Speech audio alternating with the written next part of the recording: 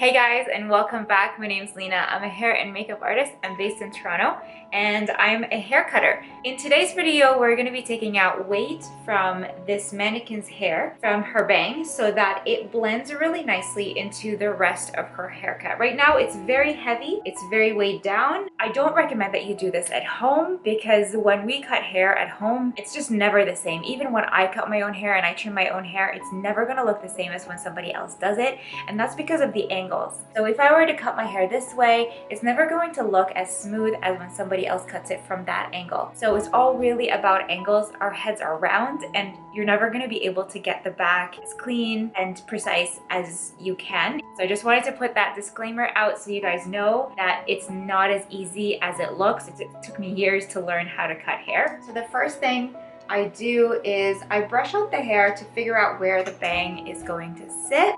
Shake the hair out and see what hair falls forward. What I'm trying to do is create shape for this. So what I'm imagining right now is that this corner really needs to go. I'm not going to start cutting the bang right away. I think a lot of people go right through and start chopping. What I do is I layer the bang. Take off the first layer here. We're going to clip this away. I'm using the wide tooth comb and I'm going to figure out where I want it to sit. I'm going to sit it right there. I'm going to take off that corner. If you cut the hair out like this, it's going to be flared out. If I cut the hair under, it's going to go under. So always be very mindful of how the hair is going to be cut. And I always stand right across from my client. So I'm going to do this, and I'm going to start cutting, and I'm moving in with the rest of the hair. And see this long piece? That's going to go too.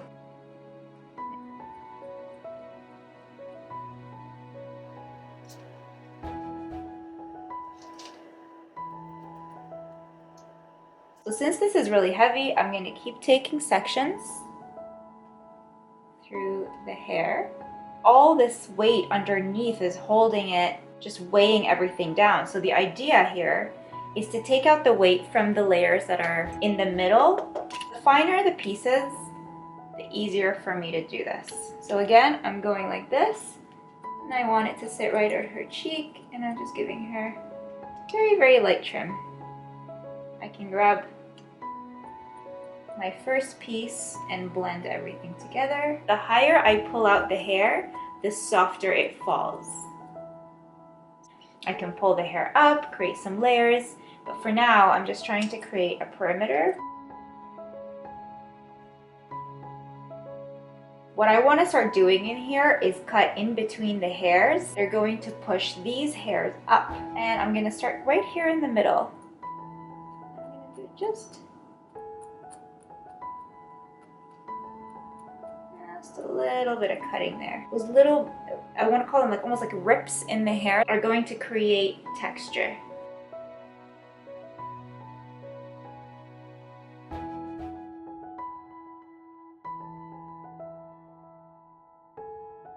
So I have to cut little micro cuts in here so that the top can sit really nice and voluminous up here.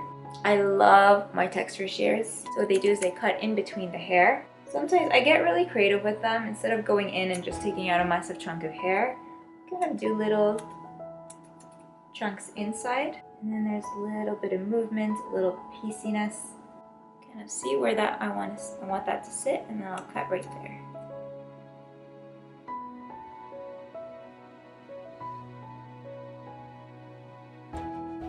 And what I'll do, instead of like going right in, I take out just a couple ones, and as I'm moving, take the hair back.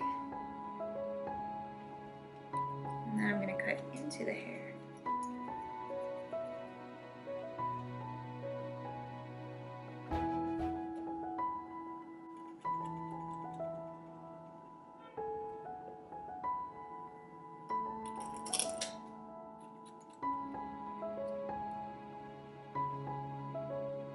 I like to cut into the hair with my texture shears, and it actually grows out really, really well. A lot of people hate texture shears because they say that the hair doesn't grow out very well. I think the trick is not to overuse them, where you're just constantly texturizing so much that you just ruin the hair. For me, I don't use them every single time on my clients. I only use them, like, depends, like it really has to do a lot with how the hair is moving. I'm still seeing some weight here, so what I'll do is I'm gonna lift the hair up, and here is another trick that I like to do with my texture shears. I go right in and I cut right into the hair so that I create bounce and movement in the hair, and that creates volume.